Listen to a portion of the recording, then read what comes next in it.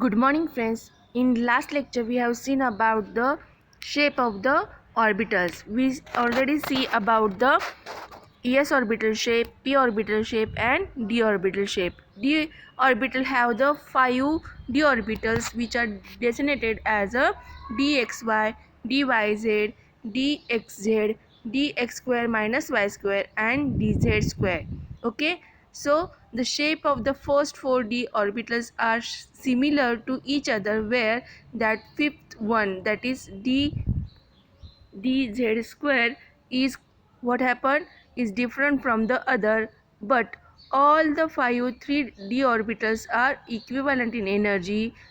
Which are the 3 orbitals are equivalent energy? That is dx y, dxz and dyz are in equivalent in energy, and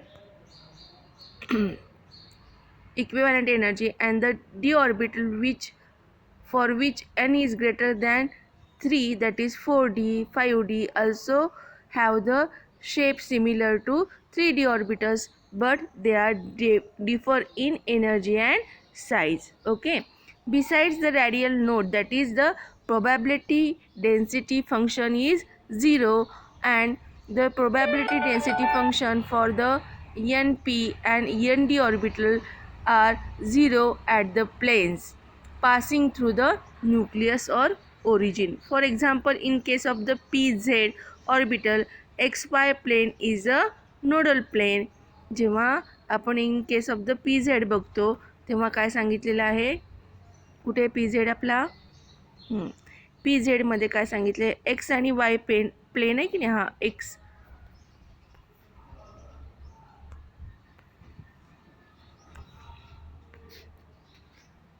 हा आपला हा x आणि हा y plane आहे. तो इथं काय झालेला आहे? नोडल प्लेस आलेला आहे. दिसतो का इथे तुम्हाला? तर तिथं काय म्हटलेलं आहे बघा.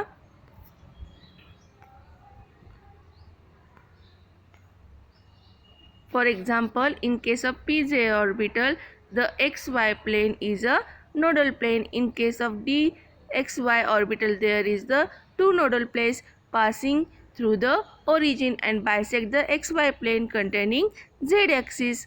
Therefore, these are called as a angular node, and the number of angular nodes are given by letter L. Given by letter L, which are known as angular moment or angular nodes. So कुठला म्हणू शकतो आपण angular nodes? In case of आपण D x Y बघूया. D x वायसाठी काय सांगितलेलं आहे? D Z. D Z ह्या प्लेनला काय आहे सांगितलेलं आहे? डी झेड ह्या प्लेनला, म्हणजे ह्या प्लेनला काय सांगितलेलं आहे? इथे नोडल प्लेस आलेला आहे आणि इथंच त्याचे काय असणार आहे? अँगल ठरणार आहे. तो किती अँगलने फिरणार आहे आणि कसा फिरणार आहे. म्हणून आपल्याला जर अँग्युलर काय म्हटलेलं आहे बघा, अँग्युलर नोड काढायचं असेल किंवा नंबर ऑफ अँग्युलर नोड्स किती आहेत, तर ते आपण कशाने डिनोट करतो? लेटर एलने डिनोट करतो. So one angular node for the p orbital. P ऑर्बिटलसाठी किती नोड असणार आहे? अँग्युलर नोड फक्त एकच असणार आहे. आणि डी ऑर्बिटलसाठी काय असणार आहे? 2 असणार आहेत. का बरं डी ऑर्बिटलसाठी 2 आहेत? Because D orbital contains 2 dumbbell shaped orbitals. हो की नाही? डबल डंबेल म्हणतो, त्यामुळे आपल्याला तिथे 2 अँग्युलर नोड्स दिसणार आहेत. अँड सो आणि एफ असेल तर दे आर कॉम्प्लेक्स स्ट्रक्चर, त्याचे मल्टिपल असणार आहेत. मग आपल्याला टोटल नोड्स एखाद्या ऑर्बिटमधले काढायचे असतील तर आपल्याला फॉर्म्युला काय दिलेला आहे बघा. The total number of nodes are given by n-1 and sum of the l that is sum of the angular nodes are the काय सांगितलेलं आहे? n-l-1 is known as a radial nodes. So total number of nodes underline करून घ्या किंवा वहीमध्ये कुठेतरी लिहून घ्या किंवा पुस्तकाच्या वर लिहा. नंबर ऑफ नोड्स जर आपल्याला एखाद्या ऑर्बिटमध्ये काढायचं असेल तर काय करायचं? n-1. n म्हणजे काय? तर प्रिन्सिपल क्वांटम नंबर -1. नंतर आपल्याला अँग्युलर नोड्स काढायचे असतील, तर काय म्हणलेलं आहे? Sum of l that is angular nodes किती आहेत, कितीनी तो फिरू शकतो, तर ते काढायचं असेल तर काय करावं लागेल आपल्याला? n-1नीच काढता येतं. आणि नंतर काय सांगितलेलं आहे, रॅडियल नोट्स जर काढायचे असतील आपल्याला, रॅडियल नोट्स काढायचे असतील तर ते कशाला, कुठला फॉर्म्युला आहे, angular notes -1, that is n-l-1. Okay, समजते सगळ्यांना हे? ठीक. नेक्स्ट पार्ट आहे आपला energies of orbitals. Okay, the energy of an electron in hydrogen atom is determined by solely by its principal quantum number.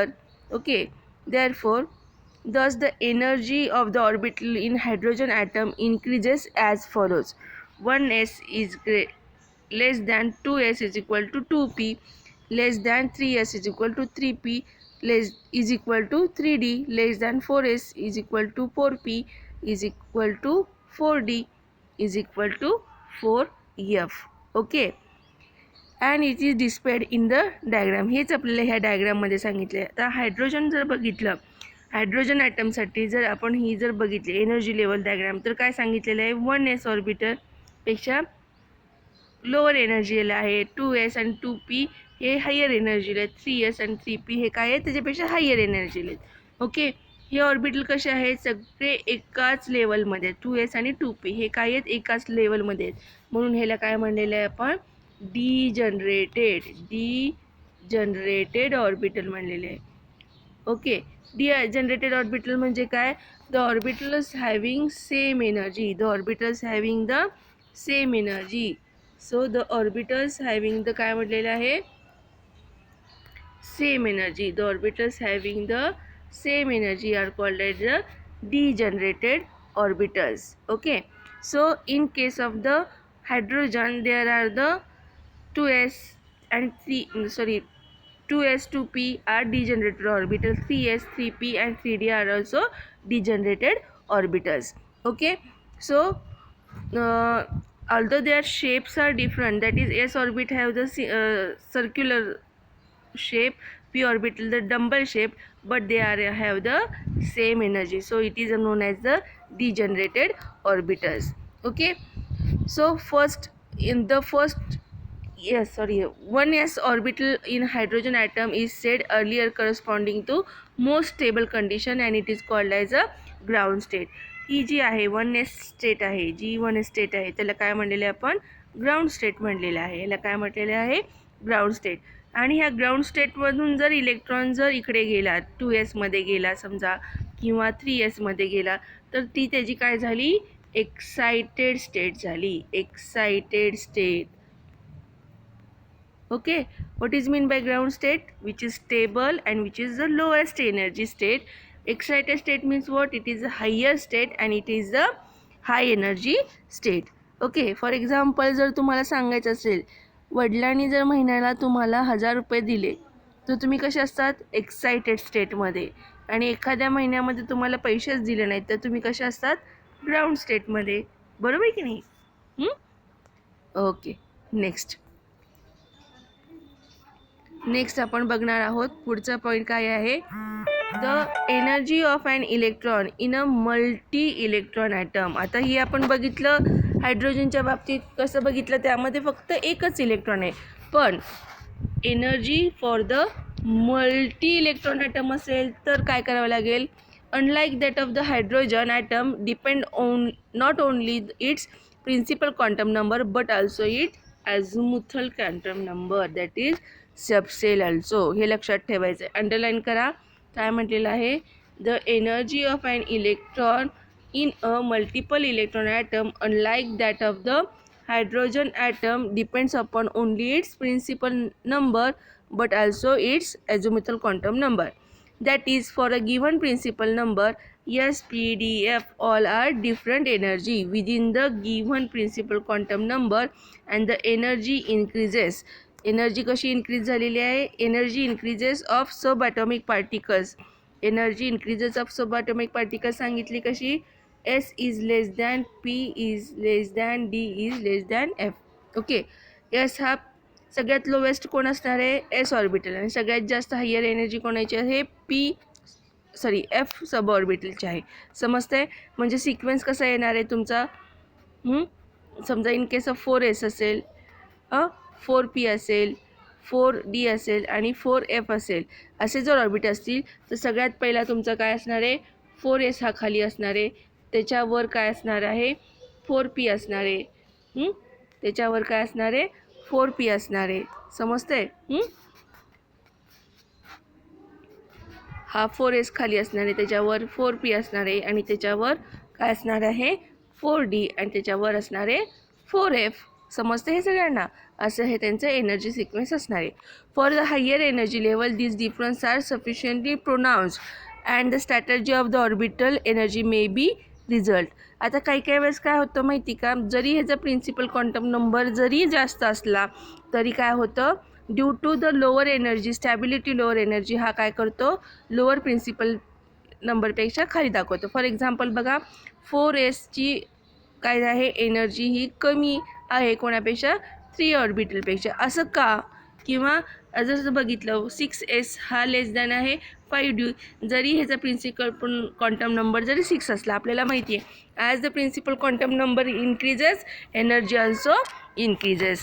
इथं असं का झालेलं आहे, in case of 4f is less than that of the 6p because the reason for, नीट ऐकायचं आणि महत्त्वाचं आहे, काय आहे रिझन बघा, having the different energy of the subshell in the mutual repulsion among the electrons in multi electron atoms. काय म्हणलेलं आहे की डिफरंट एनर्जी आहे प्रत्येकाची सबसेलची, आणि त्याच्यामध्ये काय होतं रे, डिफरंट एनर्जीमध्ये mutual repulsion among the electrons.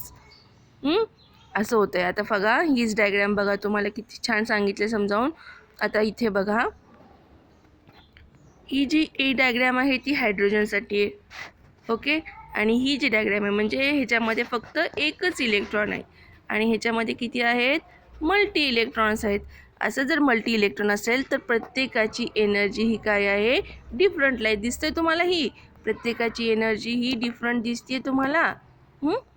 काय म्हटलं बघा, हे बघा 2s इथं आहे, 2p त्याच्यावर आहे, 3s इथं आहे, 3p इथं आहे आणि नंतर काय सांगितलं आहे आपल्याला, 4s इथं आहे, 3d इथं आहे. आता आपल्याला काय पाहिजे ॲक्च्युली, आपण जसं म्हटलं होतं की प्रिन्सिपल क्वांटम नंतर 3p नंतर इथं काय पाहिजे होता, 3d पाहिजे होता, पण p आणि d ऑर्बिटलमधल्या इलेक्ट्रॉनमध्ये काय होतं, रिपल्शन होतं, त्यामुळे रिपल्शन झाल्यामुळे तो काय जातो, हायर स्टेटला जातो आणि 4s हा s ऑर्बिटलची एनर्जी ही कमी आहे d ऑर्बिटलपेक्षा, जरी क्वांटम नंबर जरी त्याचा जास्त असला तरी तो काय होतो, लोअर एनर्जीला येतो.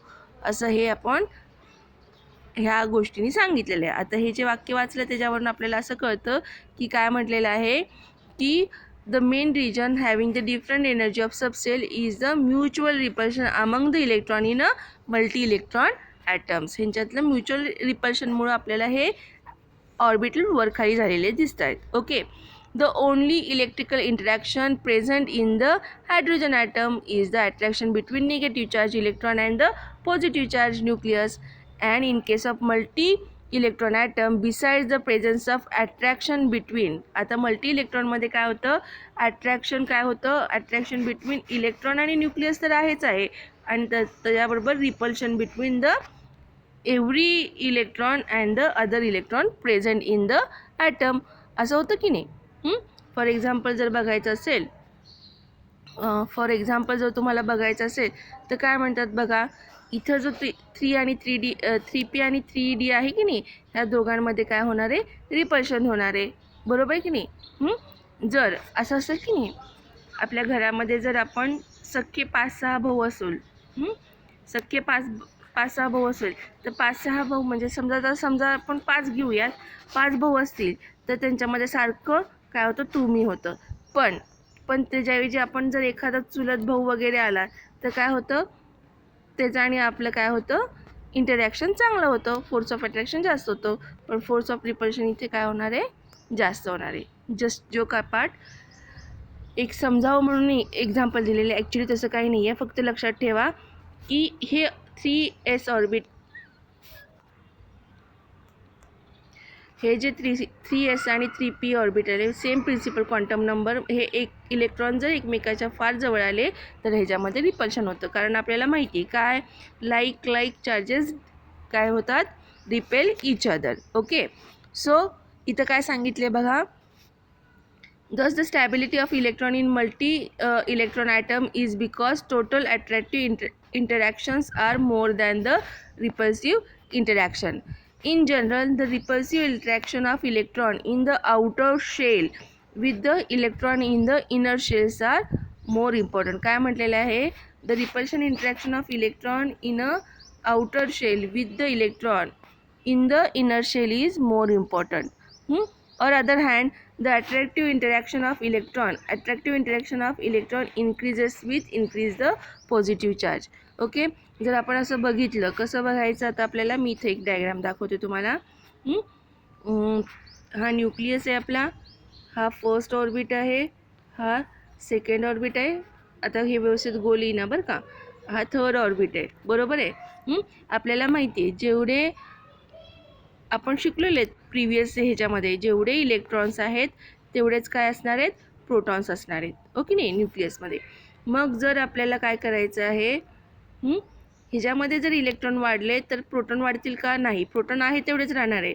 मग जेवढे प्रोटॉन कमी असतील तेवढं फोर्स ऑफ अट्रॅक्शन कमी असेल, जेवढे प्रोटॉन जास्त असतील तेवढं फोर्स ऑफ अट्रॅक्शन जास्त आहे. समजा इथे 10 जर प्रोटॉन असतील आणि इलेक्ट्रॉन हे 10 असेल तर ह्या प्रत्येकाचं कसं असणार आहे, फोर्स ऑफ अट्रॅक्शन इक्वल असणार आहे. ओके, जर इथं जर 20 इलेक्ट्रॉन झाली तर ह्याचं फोर्स ऑफ अट्रॅक्शन काय होणार आहे, प्रत्येकाकडे कमी होणार आहे. ओके, आता ह्याच्यात सिम्पल एक्झाम्पल बघायचं म्हटलं तर इन क्लासरूम एक टीचर असेल, आपल्या एक जर टीचर असेल क्लासरूममध्ये तर काय होतं, विद्यार्थी जर 10 असतील तर त्या शिक्षकाचं त्या 10च्या 10 विद्यार्थ्यांवर व्यवस्थित लक्ष असतं. पण एक टीचर जर 50 विद्यार्थ्याला शिकवत असेल तर तिचं लक्ष कोणाकडे असेल जास्त, जे समोर बसलेले आहेत, जास्तीत जास्त समोर बसलेले आहेत, नंतर मिडलचे, पाठीमागाकडे तिचं लक्ष कसं असणार आहे, खूप कमी असणार आहे.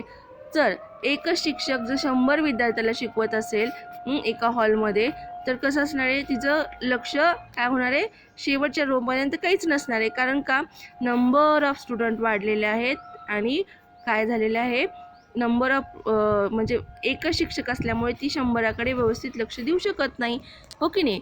हेच काय सांगितलेलं आहे, ह्याच्यामध्ये सांगितलेलं आहे. काय म्हटलेलं आहे बघा, the only electric interaction present in hydrogen atom is the attraction between negative electron and the positive charge nucleus. But in case of the multi-electron atom, beside the presence of attraction between electron and nucleus, there are the repulsion between every electron. Electron मध्ये पण repulsion आहे आणि electron आणि न्यूक्लियसमध्ये पण काय असणार आहे, force of attraction आहे. पण हे फोर्स ऑफ अट्रॅक्शनपेक्षा रिपल्शन हा काय असणार आहे, जास्त आहे. मग stability of electron in multi electron atom is because, मग ही स्टॅबिलिटी कशावर डिपेंड आहे, depend upon the total attractive interaction. म्हणजे स्टॅबिलिटी ऑफ इलेक्ट्रॉन कशावर डिपेंड आहे, total attractive interaction of the more than the repulsive interaction. म्हणजे attractive interaction जेवढे जास्त असेल तेवढा तो ॲटम काय असणार आहे, स्टेबल असणार आहे. जेवढे रिपल्शन इंटरॅक्शन असेल तेवढा तो कसं असणार आहे, अनस्टेबल असणार आहे. म्हणजेच याचा अर्थ काय आहे, attraction interaction of electron, attraction of interaction हे कधी वाढणार आहे, जेव्हा त्याच्यामध्ये पॉझिटिव्ह चार्ज वाढलेले आहेत. पॉझिटिव्ह चार्ज काय म्हणलेलं आहे इथं, increase of the positive charge, आणि it is denoted by the letter ZE. कोणावर आहे positive charge, on the nucleus. Okay, so due to the presence of electron in an inner shell, the electron in the outer shell will not experience the full positive charge of the nucleus Z. ह्याचा अर्थ काय सांगितलं आहे बघा, हे जे nucleus आहे, हे इथं जे इलेक्ट्रॉन्स आहेत, ओके नाही, हे इलेक्ट्रॉन काय करणार आहेत, हे जवळ आहेत, न्यूक्लियसच्या जवळ आहेत, ते काय म्हणतात, तुझं फुल अटेन्शन आमच्याकडेच पाहिजे. त्यामुळं ह्या इलेक्ट्रॉनमुळं, हे शेवटच्या इलेक्ट्रॉनमुळं पॉझिटिव्ह चार्ज इंटरॅक्शन हा काय होतो, कमी होतो. समजतं आहे. आता घरामध्ये सिंपल उदाहरण देते. जर घरामध्ये आपल्याला 2 भावंडं असतील, एक भावंड काय आहे, आईबाबांच्या जवळ आहे, आणि एक भावंड काय करतो, आपल्या हॉस्टेलमध्ये राहतो. तर हा जो जवळ असणारा भाऊ आहे तो सारखं काय म्हणतो, तुम्ही माझ्याकडेच लक्ष द्या. त्यामुळं काय होतं, आईवडिलांचं लक्ष जो हॉस्टेलवर राहतो त्या मुलाकडे कमी असतं. सेम इथं सांगितलेलं आहे. काय म्हटलेलं आहे बघा, due to the presence of electron in inner shell, हे इनर शेलमध्ये जे इलेक्ट्रॉन प्रेझेंट आहे त्यामुळं काय होतं, outer shell will experience the full positive charge of nucleus. काय म्हटलेलं आहे, देअर विल नॉट, ह्या इनर इलेक्ट्रॉनमुळं आउटर जे इलेक्ट्रॉन प्रेझेंट आहेत ते काय होतात, will not experience the full positive charge. हे outer electron positive charge fully experience करू शकत नाही. And the effect will be lower due to partial screening of the positive charge. हा जो इफेक्ट आहे तो कशामुळे झालेला आहे, हे जे इनर इलेक्ट्रॉन आहेत ते काय करतायत, हे स्क्रीनिंग करतात म्हणजे चाळणी तयार करतात की ज्याच्यातनं हा काय करतो, कमीत कमी प्रमाणामध्ये आउटर शेलमध्ये जातो. ओके, सो हे स्क्रीनिंग कोणामुळे झालेलं आहे, इनर शेलच्या इलेक्ट्रॉनमुळे. आणि this is known as the shielding of the outer shell electron from the nucleus by the inner shell. हा काय करतोय, ह्याला जे पाहिजे ते फोर्स ऑफ अट्रॅक्शन मिळत नाही, त्यामुळं हा तडपड करतोय. शिल्डिंग म्हणजे काय म्हणतात, अनस्टेबल किंवा थरथरणे किंवा कापणे, किंवा आपण असं म्हणतो शिल्ड झाला, मला थंडी वाजल्यानंतर आपण कुडकुड करतो, तसं त्या इफेक्टला काय म्हणलेलं, शिल्डिंग म्हटलेलं आहे. हा कशामुळे झालेला आहे बघा, shielding of the outer electron. ह्या इलेक्ट्रॉन काय करतोय, असा व्हायब्रेट होतोय. कशामुळं, बाय द इनर शेल इलेक्ट्रॉनमुळं. का बरं, कारण हा जो नेट पॉझिटिव्ह चार्ज आहे त्याच्यापर्यंत पोहोचत नाही आहे. Okay, so the net positive charge experience by the outer electron is called as आता जो आउटर इलेक्ट्रॉन आहे की नाही, हा आउटर इलेक्ट्रॉन त्यांनी जेवढा काही फोर्स ऑफ अट्रॅक्शन आहे फील केलेला आहे कोणाबद्दल, पॉझिटिव्ह इलेक्ट्रॉन बरोबर, त्यालाच काय म्हणलेलं आहे, इफेक्टिव्ह न्यूक्लिअर चार्ज. त्यालाच काय म्हणलेलं आहे, effective nuclear charge. It is denoted by ZEF. Okay, समजतेस मला. So shielding of the outer shell electron from the nucleus by their inner shell electron and the net positive charge experienced by the outer electron is called as a effective nuclear charge. Define effective nuclear charge. जर तुम्हाला असं विचारलं असेल, define effective nuclear charge जर तुम्हाला विचारलं असेल तर तुम्हाला हे सांगता यायला पाहिजे. समजतंय? Okay. So, despite the shielding of the outer electrons from the nucleus by the inner shell electrons, the attractive force experienced by the outer shell electron is increases with increase the nuclear charge. आता हे shielding जर कमी करायचं असेल तर आपल्याला काय करावं लागेल, पॉझिटिव्ह चार्ज इन्क्रीज करावं लागेल. त्यामुळं काय होईल की जास्तीत जास्त फोर्स ऑफ अट्रॅक्शन निर्माण होईल, ते सांगितलं आहे बघा. In other words, energy of interaction between nucleus and electron काय सांगितलेलं आहे, decreases, that is the with increasing atomic number. आता ह्याचा अर्थ काय सांगितलेला आहे बघा, जेवढा ॲटॉमिक नंबर म्हणजे काय सांगितलेलं आहे, ॲटॉमिक नंबर म्हणजे ॲटॉमिक नंबर आपण झेडनी डिनोट करतो. ॲटॉमिक म्हणजे नंबर ऑफ इलेक्ट्रॉन. जेवढे नंबर ऑफ इलेक्ट्रॉन वाढतील शेलमध्ये, आउटर शेलमध्ये, तेवढं काय होणार आहे, इफेक्टिव्ह न्यूक्लिअर चार्ज हा डिक्रीज होणार आहे. कारण पूर्ण पॉझिटिव्ह चार्ज शेवटपर्यंत पोचत नाही आहे आणि हे शिल्डिंग होणार आहे. समजतं हे सगळ्यांना?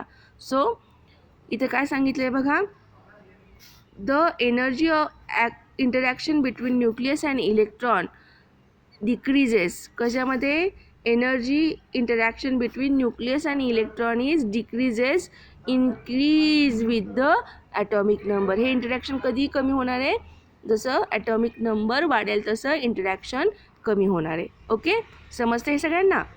Next, both attractive and repulsive interaction depend upon the shell and the shape of the orbit in which electron is present. आता बघा, हा फार महत्त्वाचा पॉईंट आहे. काय म्हणलेलं आहे, both attractive and repulsive interaction कशावर डिपेंड आहे, depend upon the shell and the shape of the orbital in electron present. Okay, electron प्रेझेंटमध्ये त्याचं शेप आणि साईज कसं आहे त्याच्यावरनं काय आहे त्यांचं अट्रॅक्टिव्ह किंवा रिपल्शन इंटरॅक्शन डिपेंड आहे. For example, electron present in the spherical s orbit shell असेल तर काय सांगितलेलं आहे बघा, एस ऑर्बिट शेलमध्ये असेल तर त्याचं इंटरॅक्शन, न्यूक्लियसचं इंटरॅक्शन कसं असणार आहे, इथं न्यूक्लियस असणार आहे आणि हा एस ऑर्बिटल स्पेरिकल आहे, त्याच्या सगळ्या बाजूनी फोर्स ऑफ अट्रॅक्शन असणार आहे. ओके, इन केस ऑफ जर पी असेल आणि जर इथं न्यूक्लियस असेल त्याचं फोर्स ऑफ अट्रॅक्शन कुठं असणार आहे, ह्या आणि ह्या साईडला असणार आहे. इकडे असणार आहे का, कारण इकडे इलेक्ट्रॉनच नाही आहेत त्यामुळे तिकडे अट्रॅक्शन नसणार आहेत. समजतं हे तुम्हाला? सो काय म्हटलेलं आहे बघा, S orbital the outer electrons from the nucleus is more effectively as compared to electron present in p orbital. Similarly, the electron present in p orbital shield the outer electron from the nucleus more than the electron present in d orbital. आता काय करतोय, प्रत्येक shape आणि साईजनुसार तो काय करतोय, एकमेकाला काय करतोय, शील्ड करतोय, कव्हर करतोय. ओके, हा एस ऑर्बिटल पी ऑर्बिटलला शील्ड करतोय, पी ऑर्बिटल हा काय करतोय, एस ऑर्बिटल हा पी ऑर्बिटलला शील्ड करतोय. म्हणजे फोर्स ऑफ अट्रॅक्शन एस ऑर्बिटकडे जास्त आहे, कमी कोणाकडे, पीकडे. म्हणजे एस ऑर्बिट जर नसतं तर fully force of attraction p ऑर्बिटवर असला, पण एस ऑर्बिट असल्यामुळे पीकडे कमी लक्ष आहे किंवा फोर्स ऑफ अट्रॅक्शन कमी आहे. पी हा काय करतो, शील्ड करतो कोणाला, डी ऑर्बिटलला. ओके, हे जर हे दोन्ही ऑर्बिट नसतील तर फोर्स ऑफ अट्रॅक्शन डायरेक्ट डीवर गेलं असतं. ह्या पद्धतीला आपण काय म्हणलेलं आहे, शिल्डिंग इफेक्ट म्हणलेलं आहे. ह्यालाच काय म्हणलेलं आहे आपण, शिल्डिंग इफेक्ट म्हणलेलं आहे. Okay. So further within a shell, due to the spherical shape of s orbital and the s orbital electrons spend more time close to nucleus in comparison to p orbital electron which spend the more time in the vicinity of the nucleus comparison to d orbital electron. In other words, for the given shell, that is given principal quantum number, the effective nuclear charge experienced by electron decreases with increase in the azimuthal quantum number.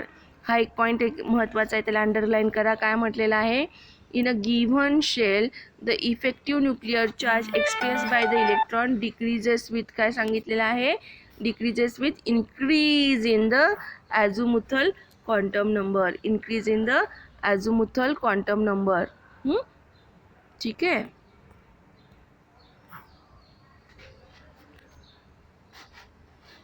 azimuthal quantum number.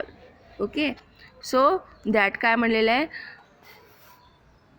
That is the s orbital electron will more tightly bound to the nucleus, कारण याचा azimuthal quantum number काय 0 आहे, than the p orbital electron in turn will better the tightly bound than the d orbital electrons. Okay, हे समजतंय. The energy of electron in s orbital will be low. S orbital म्हणजे tightly bound आहेत म्हणून त्याला काही हालचाल करत नाही, त्यामुळे त्याची एनर्जी कशी आहे, कमी आहे. Okay, so the energy of electron of s orbit will be lower, that is more negative than that of the p orbital electron, which is have the less energy than that of the d orbital electron, and so on. Since the extent of shielding from the nucleus is different from the electron in different orbits, and it leads to the splitting of energy. आता हे प्रत्येकाची energy ही काय झालेली आहे, S ऑर्बिटची वेगळी आहे, P ऑर्बिटची वेगळी आहे, डी ऑर्बिटची वेगळी आहे. त्यामुळं एकाच सबशेलमध्ये हे सगळे जरी असले तरी हे काय झालेले आहेत, स्प्लिट झालेले आहे. म्हणजे एसची एनर्जी लोअर आहे, तो खाली आहे, पी हा त्याच्यापेक्षा जास्त आहे, डी हा त्याच्यापेक्षा जास्त आहे, म्हणून अशी ही एनर्जी लेवल आपल्याला दिसते, जशी आपण ह्या मगाच्या डायग्राममध्ये बघितली होती. समजतात? हे बघा, ही डायग्राम तुम्हाला आठवते आहे, ह्या डायग्राममध्ये बघा बरं आपण काय बघितलं होतं.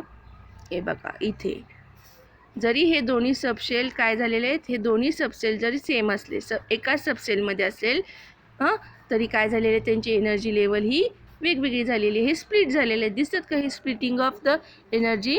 ओके, नेक्स्ट पार्ट बघूया आपण काय म्हणतोय बघा.